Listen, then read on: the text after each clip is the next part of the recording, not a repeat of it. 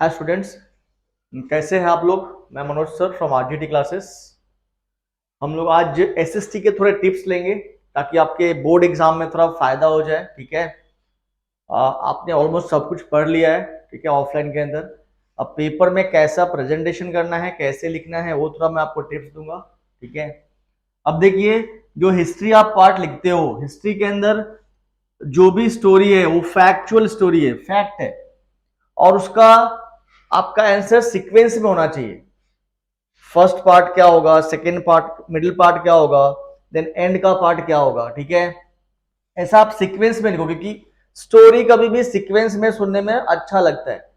उसका आपने sequence change किया तो स्टोरी कुछ और समझ में ही नहीं आएगा। ठीक है, वैसे ही आपको अगर कोई भी स्टोरी है तो उसकी डेट होती है ना, उसके कैरेक्टर के नाम होते हैं और उसका एक प्लेस होता है। तो ये डेट, प्लेस और कैरेक्टर का नाम, ये तीनों आपको उसके अंदर लिखना है आंसर के अंदर। ठीक है, उसको कंक्लूड करना होता है। देन आपको आउट ऑफ द मार्क्स मिलेंगे और वो पॉइंट वाइज होने चाहिए। ठीक है ना, पॉइंट नंबर 1 2 3 4 5, इसके लिए उसको हम लोग पॉइंट्स में लिखते हैं। ठीक है, 5 मार्क्स का है तो 5 पॉइंट्स। अब बात करते हैं सिविक्स की। और एक बात है कि ये पास्ट टेंस में होना चाहिए क्योंकि ये पहले हो चुका है।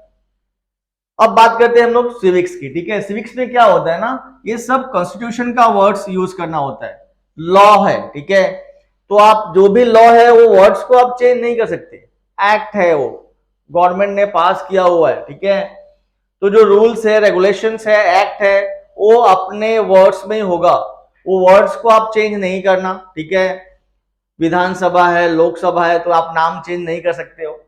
तो जो वर्ड्स है वो एमपी है, एमएलए है। ठीक है, तो ऐसे वर्ड्स को आप चेंज नहीं कर सकते हो। तो जो वर्ड्स उसमें दिए हैं वो वर्ड्स को यूज करो। ठीक है, तो आपके इसमें अच्छे मार्क्स स्कोर होंगे।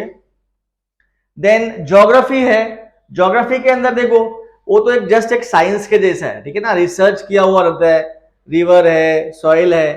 तो इसमें क्या होता है ना, जो भी रीजंस होता है वो आपको परफेक्ट लिखना पड़ता है कि ये क्यों हुआ है। ठीक है, रीजन आपने सही लिखा, उसके मेरिट्स क्या है, डिमेरिट्स क्या है, ये लिखोगे तो आपको आउट ऑफ मार्क्स मिलेंगे। यहाँ पे सीक्वेंस का कोई मतलब नहीं है। ठीक है, सीक्वेंस ऊपर नीचे भी चल सकता है। ठीक है, लेकिन रीजन सही होना चाहिए कि ये ब्लैक सॉइल है, रेड सॉइल है, तो क्यों है, क्या रीजन है। ठीक है ना, ये रिवर है तो क्या फायदा है, कहां से निकलता है। ठीक है ना, और मैप भी इसके अंदर इंपॉर्टेंट है, मैप तो आता ही है एग्जाम में, तो याद रखो अच्छे से। देन है इकोनॉमिक्स आपका। इकोनॉमिक्स का कैसा होता है ना, वो फाइनेंशियल पॉइंट ऑफ व्यू से लिखना पड़ता है। फाइनेंशियल पॉइंट ऑफ व्यू क्या होता है कि एक तो पास्ट का डेवलपमेंट क्या हुआ है, फिर अभी करेंट डेवलपमेंट क्या चल रहा है इंडिया का, अदर कंट्री का, देन फ्यूचर में एस्टिमेशन क्या हो सकता है। ठीक है, डेवलपमेंट होगा तो फाइनेंस आएगा, है ना, मॉनेटरी आपको सोचना है, उस पॉइंट से लिखना है। ठीक है, और मेन इसके अंदर मनी एंड जो है क्रेडिट, उसका अच्छे मार्क्स मिलेंगे आपको। केस स्टडीज याद रखना है, केस स्टडीज याद रहेगा तो आप उसको रिलेट कर सकते हो। ठीक है, क्या फायदे होंगे क्रेडिट के, है ना, लोन के क्या फायदे हैं, क्या डिमेरिट्स है, राइट है। तो ये आपको केस स्टडीज याद रखना है, उसमें बहुत सारे केस स्टडीज दिए हैं नाम के साथ में। और मेन है डेवलपमेंट का चैप्टर इंपॉर्टेंट है, और मनी एंड क्रेडिट, उसमें ज्यादा क्वेश्चंस आने वाले हैं। तो ये सारे 20-20 मार्क्स के हैं, तो कोई भी किसी को भी आप कम इंपॉर्टेंस मत दो। हाँ, यहाँ पे आपको है ना, सीक्वेंस का कोई मेन वो नहीं है, सीक्वेंस नहीं भी फॉलो किया, आपका अगर आंसर करेक्ट वे में लिखा है, लैंग्वेज में, इकोनॉमिक्स लैंग्वेज में लिखा है, तो आपको आउट ऑफ मिलेगा 20 मार्क्स। ये भी 20 मार्क्स का है, ये भी 20 मार्क्स का है, और ये भी 20 मार्क्स का है। सब इक्वल मार्क्स के हैं। ठीक है, आया समझ में आपको, तो सबको सेम इंपॉर्टेंस देना है।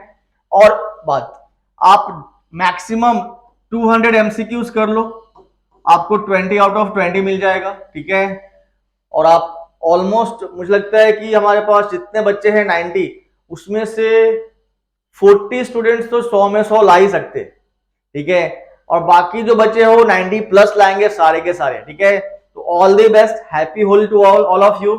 Okay, bye bye.